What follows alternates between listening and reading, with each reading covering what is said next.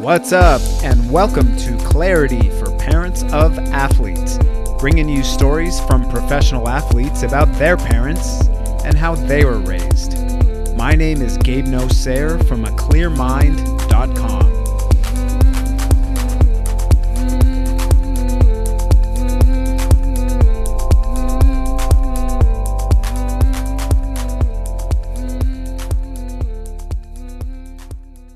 All right, and welcome to episode number 47. I hope you're doing well, staying healthy and active, eating good foods as always. And I appreciate the fact that you are tuning into this episode, and appreciate if this is your first one, and also appreciate if you've listened to any of the other ones in the past. And if you haven't, there's some really, really amazing interviews with some really, really amazing athletes. Now, I'm just going to jump right into this one. The episode is with a former linebacker for the Cleveland Browns in the NFL. His name is Nick Speegle, who is also from Albuquerque, and he played his college football at the University of New Mexico before going on to the Browns for a couple years, and is actually married to one of my former players who I coached when she was in high school, and that is how we connected. So it was pretty amazing synchronicity how Nick and I were able to connect for this interview. So just going to jump into it. As always, I leave you with my takeaways at the end of the interview. So after Nick and I sign off, please just stay tuned for a few more minutes, and I'll tie in the things that impacted me the most in the interview and dig a little bit deeper into them just for you. All right, enjoy. All right, Nick, thanks so much for being here today. We're recording this during coronavirus. So what has your experience been like the last couple months? It's been pretty rough, I think, just like the rest of the country. Fortunately, though, as a chiropractor, we were deemed essential. So I've been continuing to work, which has been great. But we've struggled with the patient volume early on, and my massage therapist wasn't able to work until June 1st. So we're just kind of taking it day by day like the rest of everybody. I'm just curious, as a chiropractor, you're touching people all day long. What kind of regulations have you been put under, and how do you protect yourself and your clients?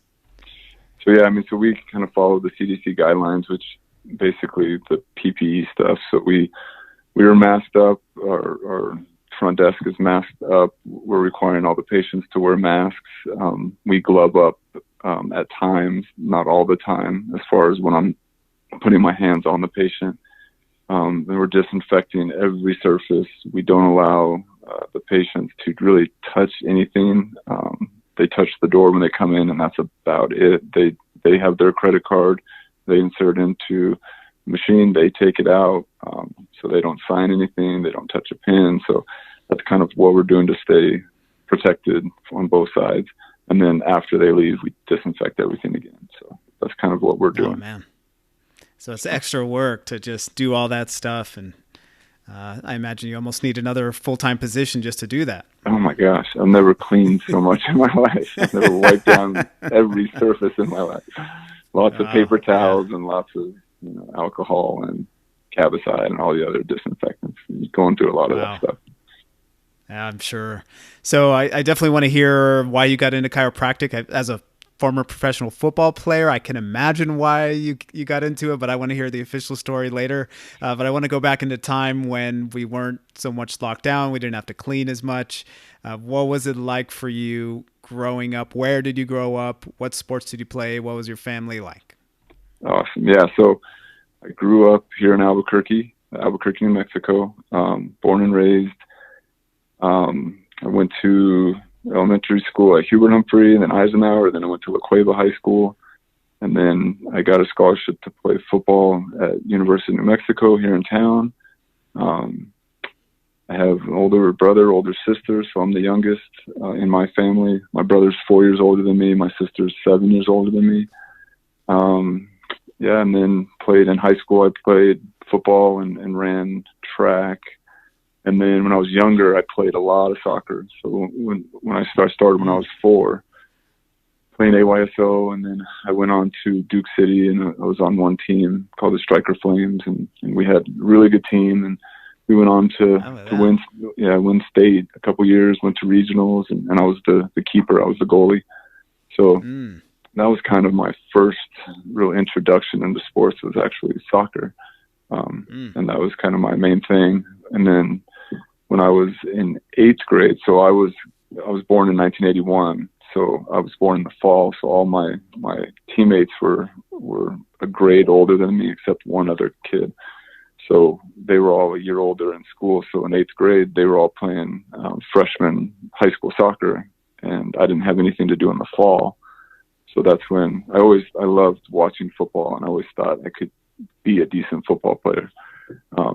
But I just had no idea. So that fall of my 8th grade year, I tried to play football. That's the first time I tried it, while all my teammates were playing soccer. And that's when I kind of started to really like it. I don't want to say I fell in love that first year, but that's when I kind of decided, maybe this is something I'll continue to do. And then at that point, I decided to quit soccer and focus on football. Man. So, I remember that Striker Flame team pretty well. It was a really good team I used to watch. And I have friends that were on that team. I had no idea you were on that team. Yeah. But you guys were traveling a lot, and I'm sure your parents invested a lot of money into that team. What was it like when you kind of transitioned away from that? Because you could have been headed towards a college scholarship in soccer. Yeah. I mean, it's kind of crazy looking back, but being a goalie, so going into La Cueva, so Larry Waters was the head soccer coach, and his son, Micah, who's a year older than me, or I guess a grade older than me, he was a goalie too. So so that kind of was in the back of my mind, even before I started playing football, was, will I have to compete with the coach's son?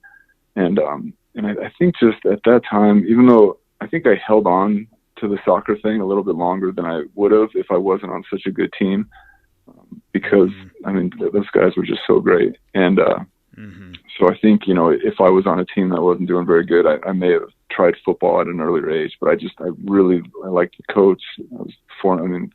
Really good friends, friendships to this day. And I just, so the transition, I guess, was hard. I mean, we were traveling a lot. We would go to Phoenix a lot. We'd go to California, go to Colorado and play in those tournaments. I think as a kid, you don't realize how much money your parents are spending. You just kind of show up and go places. But then now as a parent, and I see the amount of money that they invested, and I was the youngest, and my brother, he played soccer too growing up, and my sister was a cheerleader, so they were traveling for both of them too. You just don't realize how much money and the club dues and travel and jerseys and all that stuff. But my parents never talked about it, so I guess I didn't really know how much they were investing. But then when we transitioned to football, that kind of all went away because it was high school. They don't pay for travel. We didn't buy equipment back then. So we weren't going to Dick's Sporting Goods and getting the best helmet. We just, whatever helmet they gave us, that's what we used. And same with the shoulder pads and all that other stuff. So yeah, I mean, I guess for my parents, it was probably a bigger deal for they had to stop. They didn't have to pay any more money, which was great for them. But it doesn't sound like they were worried about not having a return on their investment, so to speak. Yeah, I think they just always wanted me to do what I wanted to do. They just wanted me to be, I guess, happy. And I think they saw me kind of wanting to try something else. So they didn't push me to kind of go in the direction of soccer, because I think they knew that's not what I wanted to do. And that's just one thing about my parents. Like my mom and dad were always there. They always took me to the practices and the games, and they traveled, but they weren't like super involved. It's not like they were team parents. My dad never coached me in anything. So they were just always there in the background. And, if I needed something from them as far as advice or support, of course they'd be there, but they weren't volunteering very much. And I don't know if it was me being the third child and just kind of, I don't want to say the afterthought, but just, they're busy, and both my mom and dad worked full time. So my mom never stayed at home. She would always get home from work around 6, and she'd always cook dinner, and, we'd always eat dinner together every night. So all that stuff was really good. but I think they just always wanted me to do what I wanted to do. So, and they knew football was something I wanted to do. And back then my mom never once expressed concern for my safety or anything, or the information about concussions wasn't what it is today. So I don't know if we fast forward to now, if I was 14 years old, if she may feel the same. But back then it was just like, all right, go try it. All right, you like it, keep doing it. And that was kind of the attitude. Yeah. So you mentioned you were the third child, and there's quite an age difference. I think you said there was 4 years difference and then 7 years difference between you and your siblings. So do you know what their experience was like when they played sports versus what your experience was like? Yeah, I mean, just watching my brother. So I kind of always just wanted to do what my brother did. I think I looked up to him, and so he played soccer, so I wanted to play soccer. So he was on a club soccer team that was really good too. I'm trying to think of the name. Gloria something was his head coach, and they had a good team too. But he didn't play goalie, so he was out on the field. So I think I always wanted to be out on the field, but they put me at goalie, and I was decent at it. So I kind of stayed there, and maybe that was part of why I wanted to play football too. I was kind of bored. But yeah, on that team. Yeah, I know. It's like, come on, guys, give me some action. So I mean, but then when he got into high school, he played freshman soccer at La Cueva, and then he stopped. He got into other stuff, and so, but that just wasn't. I was more like my sister. She was kind of the type A, really driven, would set goals, and with her, she started cheerleading, and that was her focus. So when she was like a freshman, I may have been like in third grade or something, or even younger. So that I just have memories of her in high school with sports, not really much before that. But yeah, I still had an inner drive that was different than both of them. But at an early age, I just wanted to do what my brother did. So, these type A people, any personality that somebody develops over time, I firmly believe it comes from programming, either conscious programming or unconscious programming from the family, especially the parents. Yeah. So where do you think you developed your personality from? It's tough because I look back now and there's some qualities or some traits that I guess I carry that are like my dad. He's organized, and I'm not as organized as him. My mom is a little more disciplined, which I have that. I take that from her. And then like going back to me watching my sister kind of be driven, she was a straight A student. And I'm like, okay, well, if you get good grades, you have more opportunity. And like, it's as simple as that. So I'm like, all right, well, I guess I'm going to work hard and get good grades. So that was something I did. And I don't know if it was, I don't ever remember my parents sitting down and saying, you need to do this so that you can go to college, so that you can get a job. I don't remember that conversation. So I don't know if it was watching her or watching the conversations I had with them or her or watching movies, or I don't know what it was, but I knew that if I got good grades, I could get into college. And if I get a good education and go to college, then I can get a good job. And like, it was as simple as that. So I wanted to follow that path.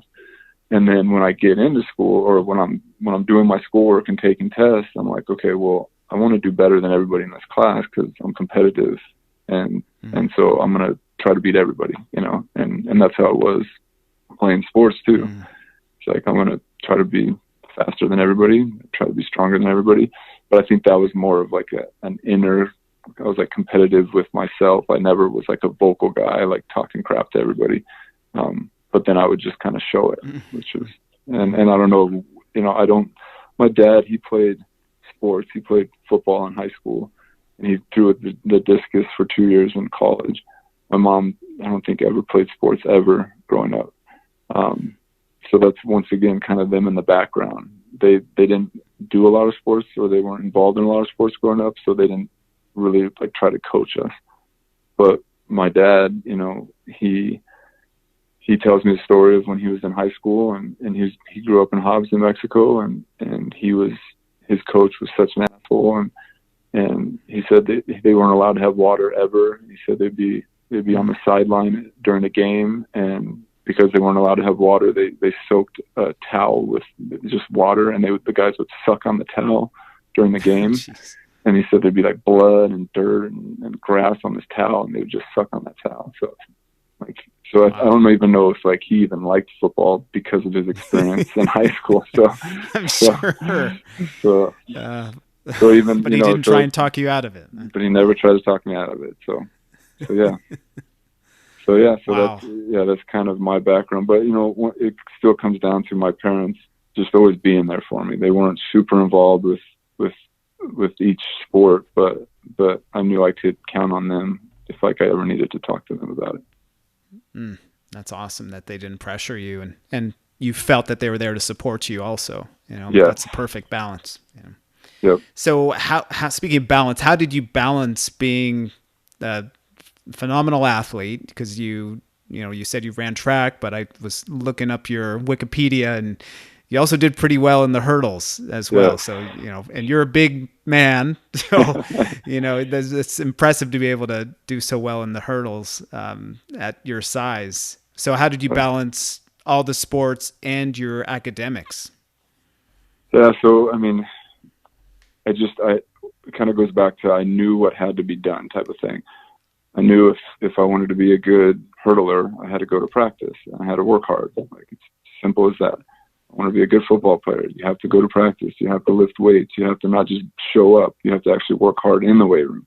You have to work hard at practice. Like, I just knew those simple things can lead to success. I didn't know if I would be successful, but I knew like I had to do those things if I wanted to have a chance to be successful. And it was the same in the classroom. So it's tough, and I don't envy my old self because it's staying up late studying. It's waking up early to go to practice. It's waking up early to go to school. And as a teenager, you don't have any energy to begin with, but then you have to find some. And then just, and because I was fortunate enough to have a really strong, stable family life, I didn't have to stress about that. So that was one thing I didn't have to worry about, so I could stress about all the other things. So I guess that's kind of how I balanced it. And I do, and when I think about hurdling and being big, like you were saying, I mean, I was really tall, but I was always a skinny kid, and people would tell me that, like, dude, joke around with me, beanpole, look how skinny you are, gotta eat something, and I'm eating 6 peanut butter and jelly sandwiches a day, and I'm like, bro, I'm eating as much as I can. So I think that actually helped with my drive. It's like, you know what, like, yeah, I'm maybe skinny, but I'm still gonna knock you on your ass type of thing. Or I'm gonna run faster than you, or whatever it is. So yeah, so when it comes to hurdling, like, yeah, I was tall, but I knew I was fast, and that's kind of what was it. Mm-hmm. Did you said your parents didn't pressure you, but did you feel pressure to be successful, especially once you started being successful as an athlete, which sounds like you did it at a very young age? Then we have this idea that we have to keep being successful. So did you ever feel pressure within yourself to keep performing at a high level in everything that you did? 100%. Yeah. I mean, it's this inner pressure of, and it's like, it's looking back to, it's like what people think of you. And it's so funny how much you care about that at an early age. And you look back and you go, you know what? They didn't care about me. They were caring more about themselves. But at the time you think, oh, this girl is going to be impressed if I do this, or this coach is going to be impressed if I do this, or this teacher.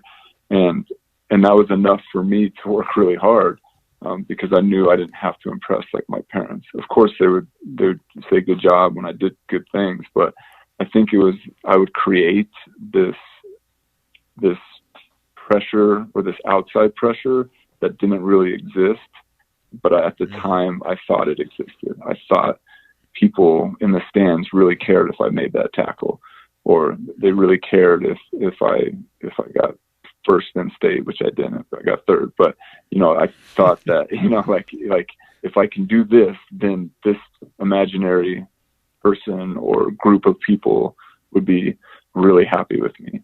So it's funny once again looking back and realizing like that's not the case. Everybody's always worried about themselves and not anybody else. But that was enough to, at that time, it drove me to succeed, and I just kept doing that. So let's say, because this is a big part of the work that I do, we call this the outside in illusion, that we feel that other people's opinions and their thoughts depend on us being happy. Like we have to have those things to make ourselves feel content and successful. Right. Or that also, if we don't have that approval, that we won't feel good. So this is kind of a big part of the work that I do as a transformative life coach. Now, let's pretend that you never had that kind of pressure and weren't worried about what other people thought. Do you think you would have still been as successful in everything that you did without that? I don't know, because it's a tough question. to be 100% honest, I don't think I would. I really don't. And I think, and it's a weird thing, because I look at kids, and like my brother's a little bit of that example, even though he's super successful now. But at the time, like, he didn't care about certain grades. He didn't care about certain things. And I look at other kids that don't care, and I was almost envious of that.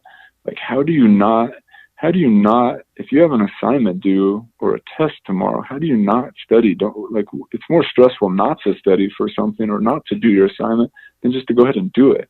So like, So I think if I had that kind of attitude of I don't care what anybody thinks, I think it's like a liberating probably attitude or feeling, but I don't think I would push as hard, because I needed somebody to be impressed with my actions or my what I did on the field or what I did in the classroom. So I don't know. That's tough.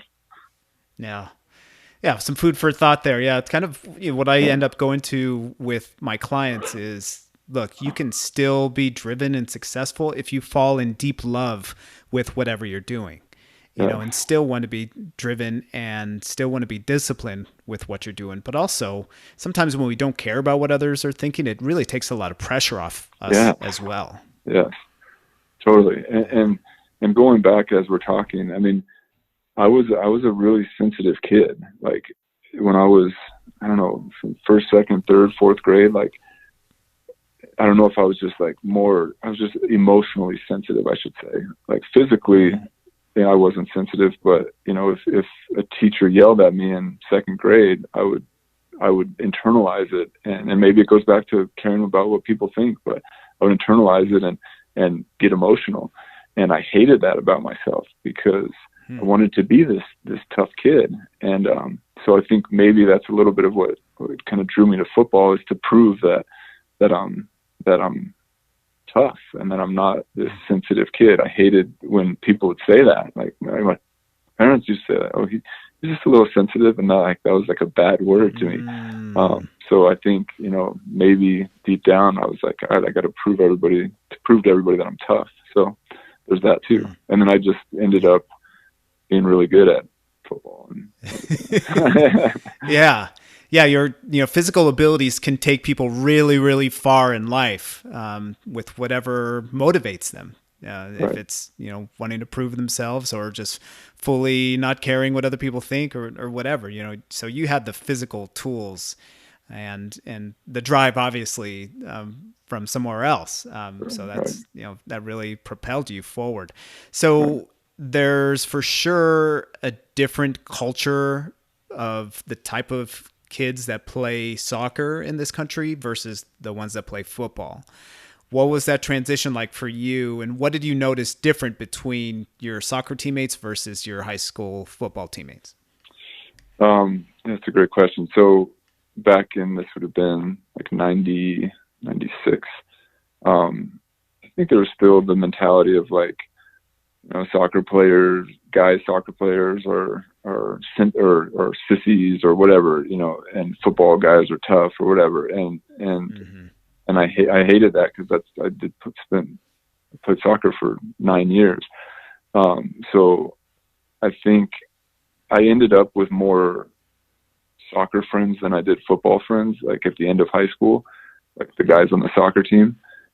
Whereas nowadays, I think nobody cares.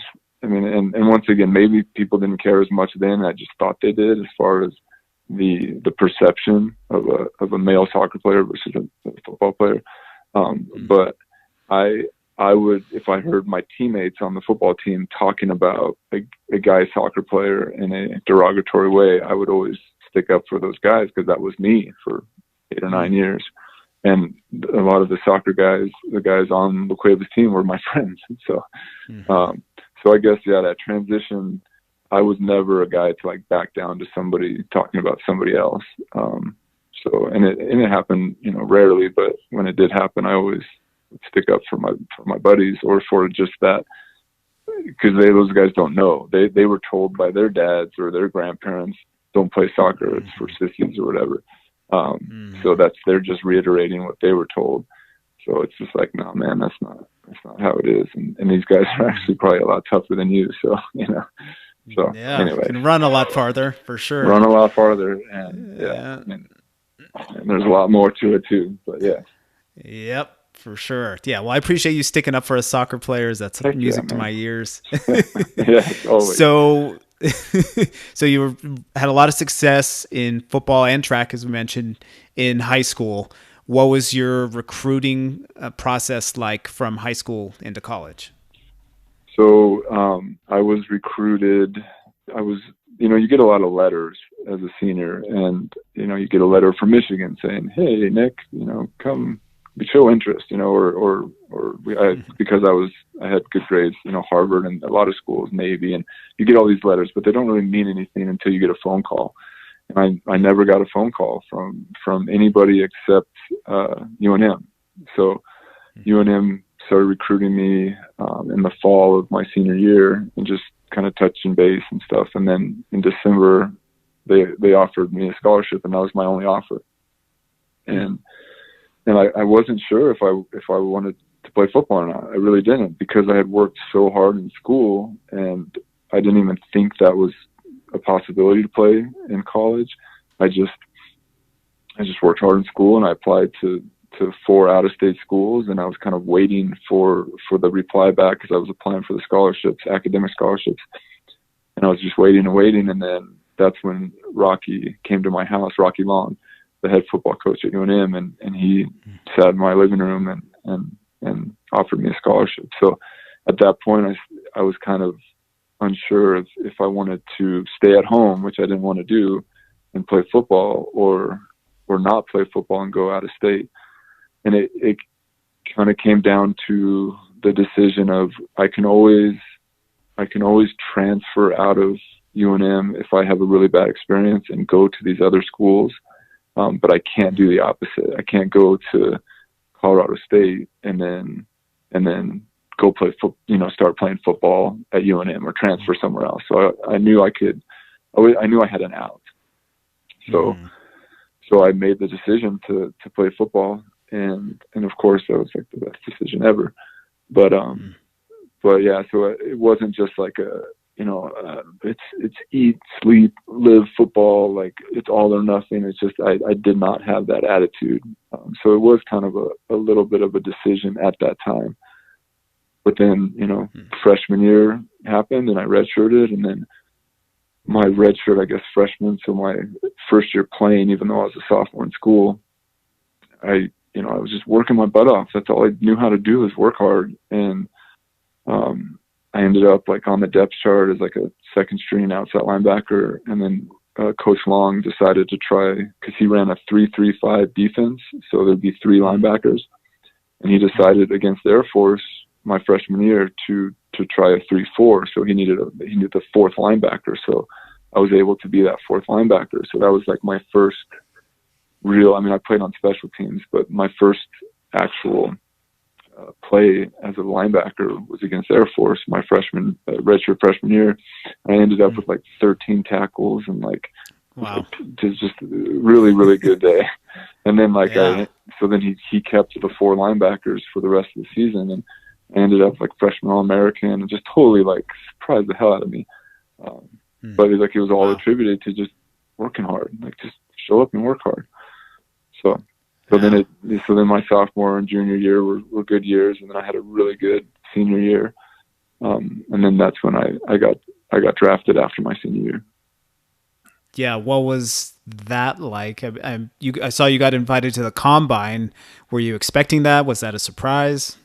Well, actually, the truth is that I didn't get invited to the combine. So that's where it was kind of messed up.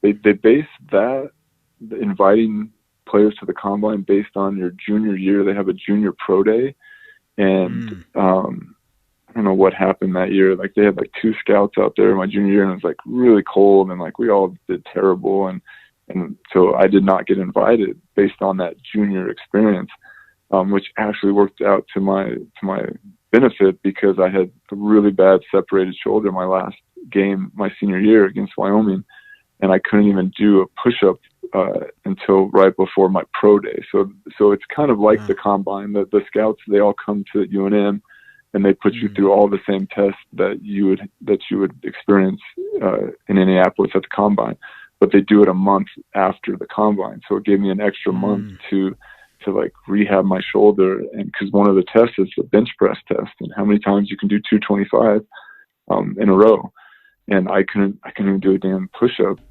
by the time the combine came. So I'm like, I need extra time, and it gave me extra time to get stronger and faster. And we had this speed coach. So my strength coach at UNM was Mark Paulson, and he's amazing. And then Aaron Day was the guy who kind of took over and said, all right, we're going to get you faster. We're going to get you to jump high. We're going to get you to bench as many as you can. It's going to be perfect. And I peaked right at the right moment when all those scouts came in for the pro day. So I ran really, really fast and jumped out of the gym, and my bench press was better than it could have been. And so it was like it was perfect timing for everything. And then that was the pro day. And then a month later, was the draft, and I didn't know what to expect. I had, everybody gets an agent after you're done, and my agent was really like realistic, and he said you can go anywhere from the 5th round to free agency. And I said okay, and then the day came, and the 5th round was kind of winding down, and I started to see guys go that I knew I was better than. So I was starting to get frustrated, and my agent called, and he said, you know what, like, we got another 2 rounds. We need to get ready for free agency just in case nobody picks you up. And I said, okay. So we start talking through that, and then I hang up with him, and then the phone rings, and it's the Cleveland Browns, and I'm in, and it's just me and my brother, my dad, my mom, and Jamie, who's now my wife. And we're just sitting in my living room, and I go to the other room to talk to the general manager, and then the head coach gets on, and then I hear the other room just like erupt. So like my name had gone across the bottom of the screen, which is so awesome.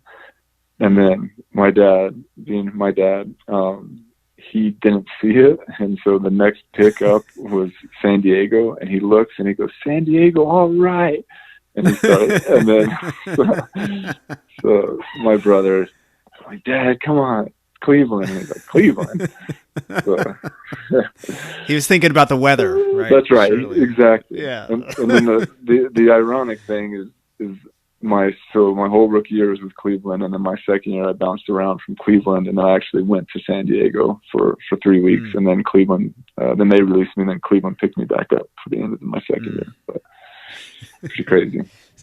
Yeah. So I grew up in Columbus, Ohio, for my younger part of my childhood, and people may want to fact check this, but there was a time when both the Bengals in Cincinnati and the Browns were actually very good, 2 of the better teams in the AFC.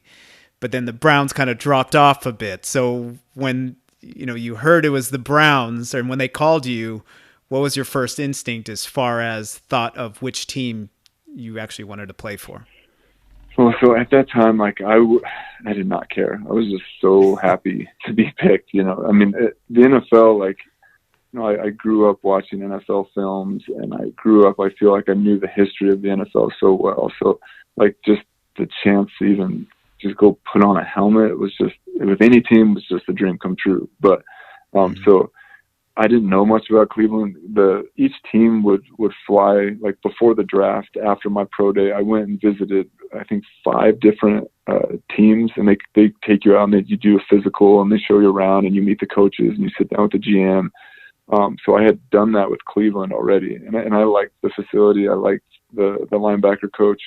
So like I already had that kind of in my mind. So that was a positive. I knew that was going to be good. So I didn't really care, even though, like, you know, I knew Cleveland was cold. I knew it was humid in the summer, and that was about it. And I knew they had loyal fans. That's what I knew. Yep.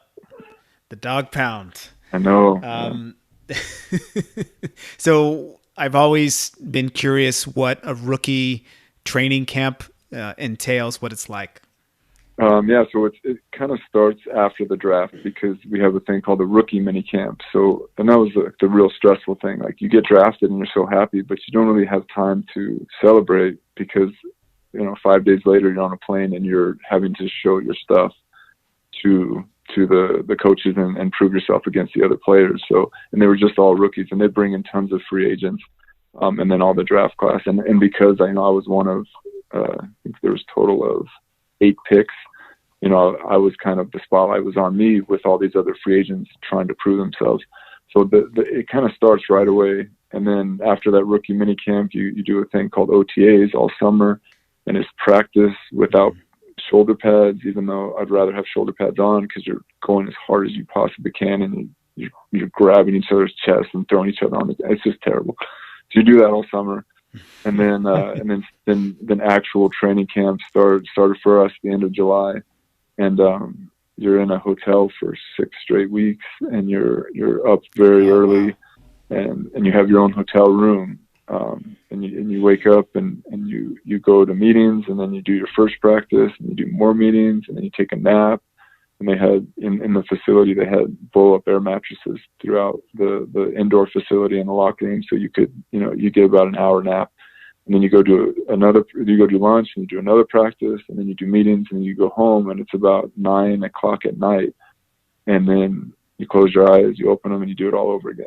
And you do it for 6 weeks. And it's hard. It was really hard being away from, you know, I was born and raised in Albuquerque and played college here. So this is my first time ever, like, living away from my hometown, and to be in a hotel around people you don't know, and you're physically and mentally exhausting. It's tough. It's like, it's not an easy thing. And you know, those Hard Knocks come out on HBO, and I think they do a good job of kind of just showing just how hard it can be. But then you know, you're done with that fourth preseason game, and then it's you know, even as a 6th round draft pick, even as like a 4th round pick, you're not guaranteed to make the team. So that whole time you have to still make the team. So when, you know, you walk into the facility on that final cut day, because there's 2 cut days, and there's a guy that just sits there, and then if you like don't want to make eye contact with him because you're afraid he's going to tell you you're cut. But then I just kept walking, and it's just this amazing feeling to, like, you know, just freaking made the team. You made the 53-man roster. You went down for 85 guys down to 53. And that was, like, still one of the greatest feelings. Because even when you get drafted, like, I knew I was excited, I was happy, but I didn't make it. You know, I was given an opportunity, but I had to still make the team. And so when that finally happened and all that hard work paid off, that was really special. And then so fast forward, you know, a week to our opening day, it was in Cleveland against the Bengals. And, you know, the Jets are flying over, and they have the American flag, and they're waving it out on the field. And, you know, we're all lined up, and I am just bawling, just crying my face off, because, like, that was, like, the culmination of all the hard work. And, like, I'm crying, and then they're like, all right, kickoff. And then I have to, like, run and get in the huddle and then run down the field and make a tackle, you know. So I had to, like, wipe the tears off my face. Time to play. Yeah. So how did your NFL career go, and why did you decide to, or did you decide to step away from it? Yeah, that's a good question. So my rookie year was really, really good. I had a really good rookie year, but I was dealing with a back injury the whole time. I injured my back at UNM my senior year in the middle of the season, and I was lifting weights when I did it. And so I had just struggled with it all season, but nobody really knew how bad it was. And then in Cleveland, I was just continuing to deal with it. And so my rookie year was really good. My second year, I just struggled. The pain got worse and worse. And then I was just, it goes back to that kind of toughness thing. Like I didn't want to tell people how badly I was hurt. And the doctors that I did see didn't really know what was going on with me. So I didn't have okay, if you just get surgery, you'll be better. It's like, oh, we'll try this. And then it wasn't working. So we'll try this. Well, it's not working. Well, okay, we don't know what's wrong with you. Maybe it's in your head.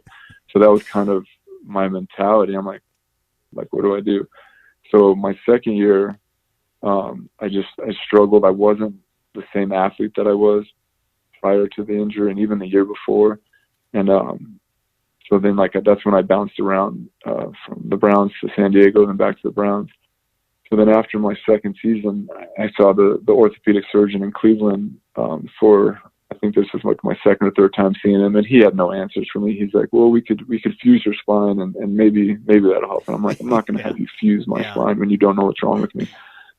So then I went back to Albuquerque, and like the whole leg was going numb at this point, which it had never done. And I was like, I don't care about football anymore. I want to be able to like hold my kids one day and play with my kids. And I was like 24, 25 then. Like, this is terrible. So I found a neurosurgeon through a few friends of mine here in Albuquerque, and he looked at my MRIs, and I had herniated discs, but they weren't to the side where my pain was. So that's why it didn't make sense to anybody. So he's like, you know what, we'll go in and we'll trim up those discs and we'll just see what happens. So essentially it was kind of like exploratory surgery. So I was like, great, I don't care, just whatever. And so he went in and I woke up from surgery, and he's like, we got it. And I was like, what did you get? And he's like, what had happened is a piece of your disc, which is the cushion between the bones, had pinched off, and it had floated down and was lodged in the nerve that goes down your right side. So I was like, oh my gosh.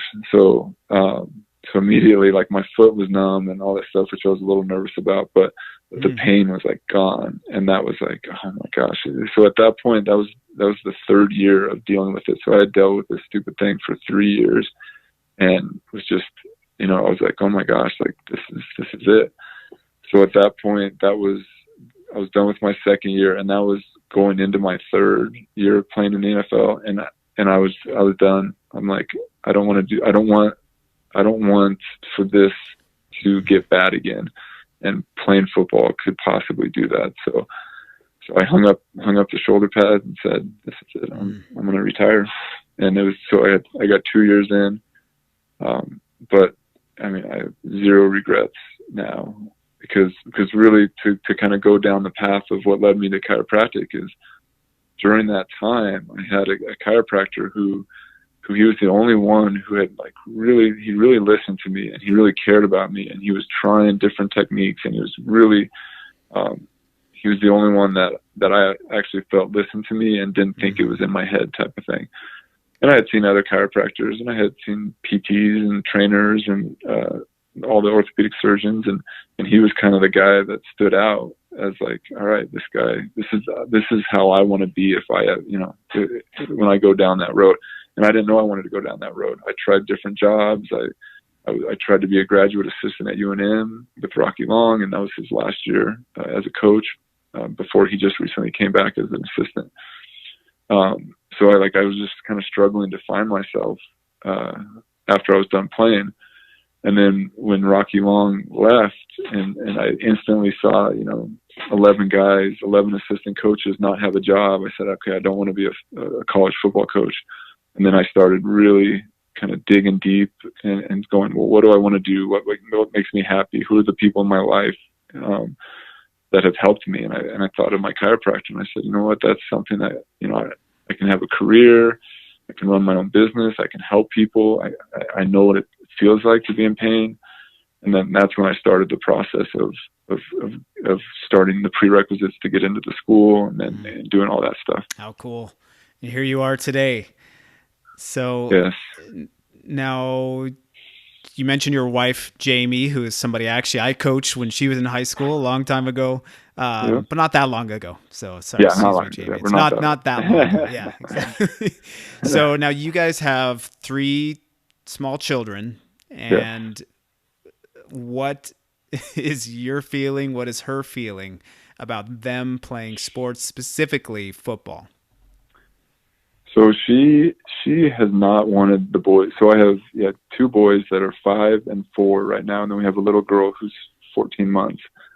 So my oldest is a really, really good athlete. He's really coordinated, and my 4-year-old, who's a year younger, or 16 months younger, he'll be athletic, and he's more of kind of the brute, and he can skin his knee and not cry. Like, so when we look at our children or our 2 boys, we're like, well, my 4-year-old, his name's Dodger. Like, Dodger, he's the one. If anybody's going to play football, it's going to be him. But Jamie doesn't want them to play football. She was with me. We started dating when I was a junior in college, and she watched. She was on the sideline and watching these big hits and watching these guys get carted off, and she doesn't want that for them. And so, for me personally, the stance that I have now is that if they really show a desire to play, and that's what they want to do more than anything, I will let them play, but I'll want them to wait till 7th grade, at least 7th grade. So if they want to play flag football or something before that, that's fine. But 7th, 8th grade to me is a time that is an okay time for them to at least start trying to do the tackle thing. But that's me saying that now. Having a 5-year-old, when they're of age, I may have changed my mind by then, but that's my thoughts right now. And part of the reason for that is, in my profession, I see kids that play all different types of sports get concussions. And me personally, the only concussion I ever was actually diagnosed was when I was playing soccer. I slid out and a guy kicked me in the head, and I woke up on the sideline, and that was my only time I was knocked unconscious and had an actual concussion. So, and that's with 11 years of football. So I was super lucky in one sense, but then, soccer is what gave me my one concussion. So it's tough because we're still learning about the cumulative effect of all the small hits. And that's where, CTE and the research for CTE comes in, and we just don't know. But that's with all sports. And we know through the studies that football is still number one from a contact, well, not even a contact, but just from a high school sport. Football is number one, but girls soccer or women's soccer is number 2. And they've done these studies, and football, they do per exposure. Exposure means like when you're in your event or you're playing or you're practicing. And they did this study, and they went over 2 years, 2013, 2014, and I think 2015, 2016. They looked at like 9,000 kids in 20 different sports, and football had 10, like right around 10 concussions per 10,000 exposures. Women's soccer was 8.9. So it's like, it's right behind. So, and that's what Jamie played, as like you just said, you coached her. So, and in basketball, guys are getting rebounds, and they're getting elbows to the temple. And cheerleading now, we know through the research that cheerleading has the most exposures during practice. So cheerleaders get more concussions during practice than any other sport. Wow. So it's there's not one sport to where you're completely. I mean, I guess there are a few sports out there, but the sports that the boys want to play, even baseball, they're playing a little baseball right now, and you can get a ball to the temple real easy, or sliding into second base. You can, if you're head first, you can get kneed in the head. So you're not. Unfortunately, we don't know when injuries are going to happen, and we're not completely just we're not just not going to get a concussion, and we can't prepare that way, or we can't raise our kids that way to try to keep them safe. I mean, I guess some people can, but that's not how we're going to do it. Mm-hmm. Yeah, sometimes if you go into a sport with too much fear, you can pass that on to your child and they will play with fear, and that is when you most likely will get injured. Yep, exactly. Yeah, you have to go in with confidence. That's right. Well, yeah, it'll be interesting to see when they get into 7th, 8th grade. Maybe I'll follow up with you. Be like, Nick, what's going on with your kids? What I have this recorded. You said this. All right, dang it. We have evidence, strong evidence. Yeah, but I mean, going back to that, I will never encourage them to play football. I'll never say, hey, Cannon, hey, Dodger, you guys should really try football. That I will never say that. But if they express that desire to me without me saying that, then we'll allow them that. Or I say that now. I think we will allow them at a certain age, but I don't know. Yeah, as you know, my wife will have the final say in those decisions. So just to put that out there.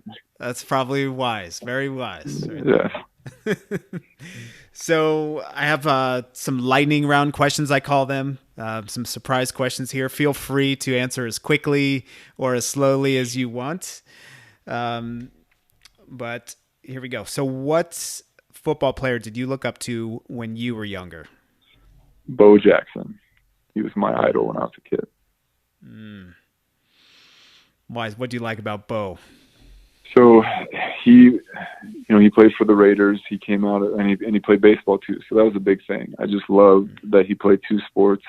And I ended up like reading his book in detention in 6th grade, and it was like a 400-page book. And and there was like this whole campaign for Nike, Bo knows Bo, and like he had all the sports, and he was the guy. And I was like devastated when he was playing Cincinnati. We talked about Cincinnati twice now, but he was playing Cincinnati, and he was getting tackled, and he was so strong he dislocated his own hip and like tried to keep running, and then just never was the same. And I was devastated because he was my guy. Yeah. Well, yeah, I remember that game vividly. Actually, I grew up a Bengals fan. I had to choose between Boomer Esiason and Bernie Kosar, so I chose Boomer. So, I definitely remember that. I can still picture him wiggling out of that tackle, and that was it. And that was it. It's tough. Oh, man. Yeah.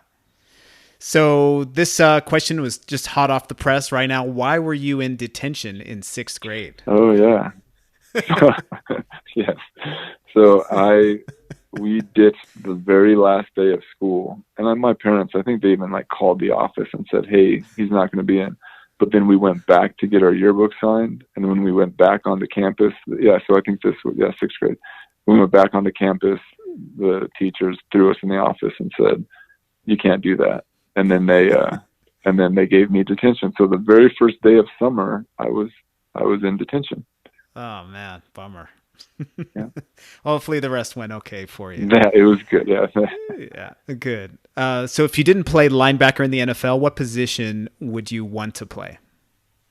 So I played tight end throughout high school, and I still look like a tight end. Like if anybody looks at me and they go, "All right, you play tight end," I'm like, "No, I play linebacker." But so I probably would play tight end. Nice. And if you didn't play pro football, what sport would you like to have played professionally? Oh man, so I'm a terrible golfer, and I don't get a chance to golf. But man, I would love to play professional golf. That sounds like a dream. Yeah. What is the hardest that you were ever hit? Oh man, that's good. Another good question. So I was probably my very last game. So we talked about my separated shoulder and why I couldn't do a push-up or bench press that last game. So I'm running down on punt, and they had set up this thing called a wall, and I just got completely blindsided. The guy put his helmet right in the side, into my shoulder, and my body went from vertical to horizontal, and then I ran off, the sideline, and that was it. So that was definitely the hardest I was hit. And there's one more. When my first year of football was in, the 8th grade, like we talked about, super skinny, and I was running, and I did not see one of the coaches there, and I hit the coach, and he was a big dude, and I fell. Like, I mean, it was like I did hit a wall. Like, he didn't move, and I fell. And then, to my credit, the next few days he had this huge bruise on his thigh and his abdomen. So at least I gave him that. Yeah, that would be the second hardest hit. That's good. So I noticed you played pro football, yet your second hardest hit was when you yes, were exactly. younger. Oh, So and now then one more. One more. Because we did when I was a kid and then college. So in the NFL, there's a thing, they no longer have it, but there's a thing called a wedge. So on kickoff, they get the kickoff return team has, usually 3 offensive linemen or D linemen all over 300 pounds, and they form a thing called a wedge. And they no longer do that anymore because it's illegal. But I was the wedge buster. So we were playing the Detroit Lions, and I'm running down, and this was before I knew how to do this correctly. I hit the wedge, and I just buckled, and I was seeing stars. So the next day in film, our special teams coach goes, "All right, Speegs, so don't ever try to split the wedge." He's like, "You pick one guy out, and you take that guy out." I was like, yes, okay. So then from then on, I would pick one guy out, and I would laser into that guy, and that's nice. Then I learned how to do it.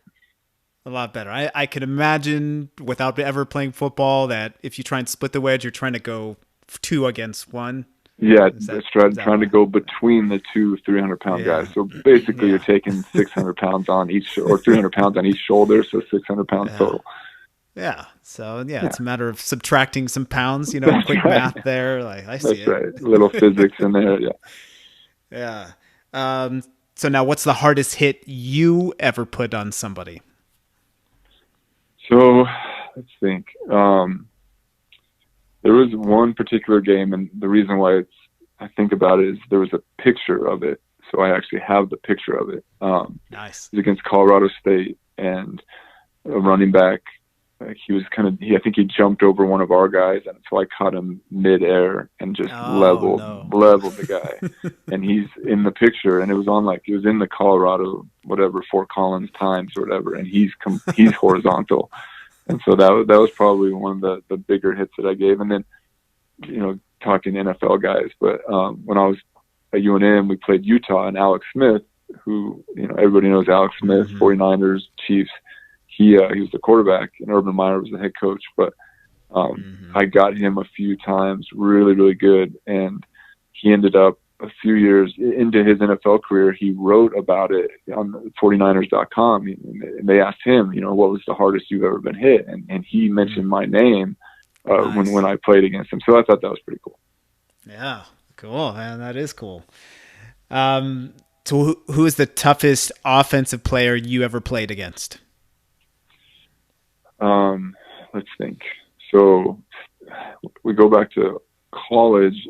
We played Oregon State in our bowl game, and we lost 55-12. And Steven Jackson, who had a really good NFL career, he had 5 touchdowns against us, and so that was broke some records. Yeah, us Lobos were good at on the other side of that. So that particular, probably that game for him. And then, playing Alex Smith, they went on that year to win the Fiesta Bowl. That year we played them. But in the NFL, Jamal Lewis, when he played for the Ravens, he was tough to bring down. And then, we played the Packers with Brett Favre and the Colts with Peyton Manning. So, I mean, you can just go off when you talk NFL. But when I was a linebacker, going against somebody, Alex Smith and Steven Jackson, those 2 names stand out. Did you ever record a sack against any of those big name quarterbacks? No, I have video of me trying to tackle them, but that's about it.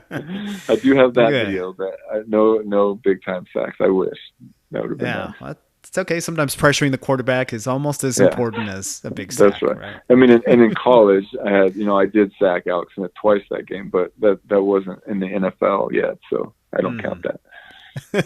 Yeah. Sounds good. So what type of music do you like to, or did you like to listen to before your big games?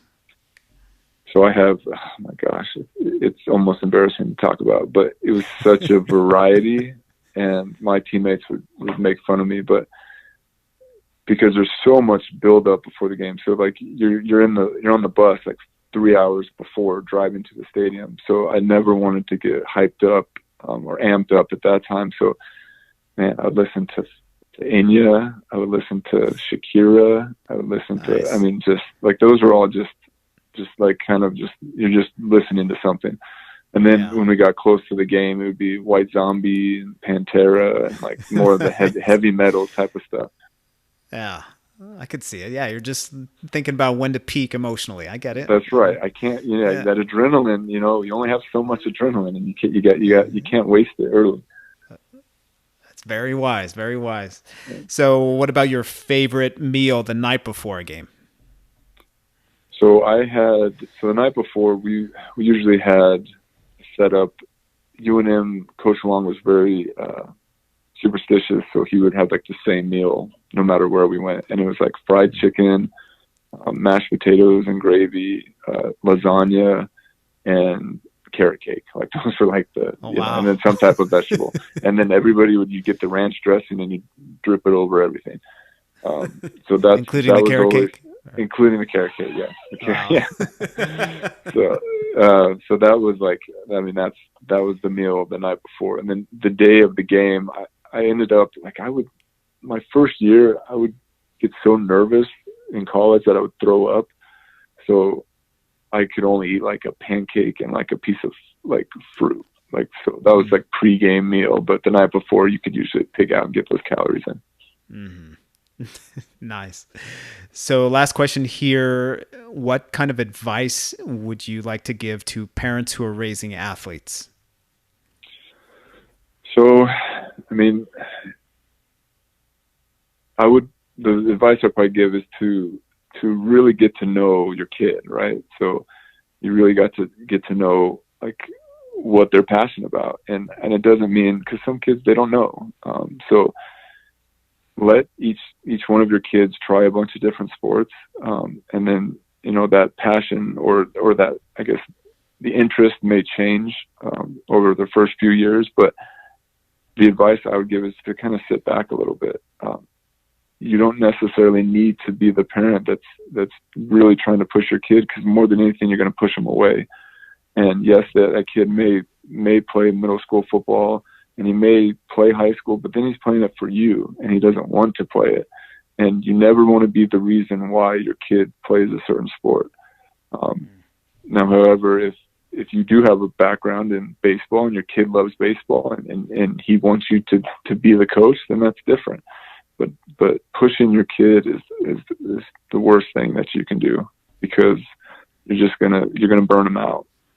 So that's at least my observation from the side, and I didn't have that parent, so I can't say my parent burned me out, but they did a good job of just letting me do my own thing. Wow, fantastic advice. That's absolutely perfect, spot on in my opinion as well. So Nick, I appreciate your time today. Best wishes to you and everything that you have going on. And I'm going to check back in with you when your boys get into 7th and 8th grade and see what's going on with them. So. Awesome. All right, Gabe. That's great. Sounds good. Thank you for having me. So what were your biggest takeaways? Now, for me, there's always amazing advice, tons of amazing advice that these athletes give. And this one really has come from a lot of the different interviews that I've done in one form or another. And that is the idea of pressure. Now, I don't think parents intentionally say, I'm going to pressure my kid until he or she is successful based on how I view success. I don't think they intentionally do that. It's an unintentional thing, and we want our children to succeed, but really when we feel the need to quote unquote push them, which is really subjective because sometimes parents don't think they're pushing their children, but the children feel as if the parents are pushing them and putting pressure on them. So it's always up to the child's opinion if they feel as if they're being pushed and if they feel pressure from the parent. It's not the parent's job to decide that. So listen to your child. But again, I don't feel as if it's an intentional thing. It typically comes from fear. The parent fears that the child won't reach his or her potential in one thing, whether it's sports or academics or whatever it is. So then the need to do more than is needed to help push the child into another level of success, right? That's when it comes from really a matter of fear. Now, this came from the interview that I did with Ashley McIver Demerit and some other ones along the way, and including this one, is the idea and the understanding that children will put pressure on themselves. They don't need additional pressure from the parents. They will have pressure not just from themselves, but they will feel the pressure from their peers, from their teammates, classmates, from their coaches, from their teachers, from their siblings. The last place they need additional pressure from is from the parents.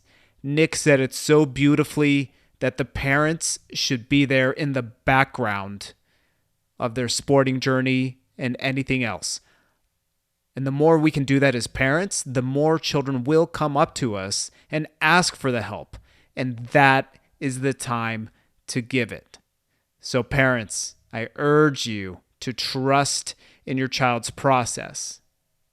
Sometimes they need pep talks, yes, but it has to come from positivity and from a place of unconditional love.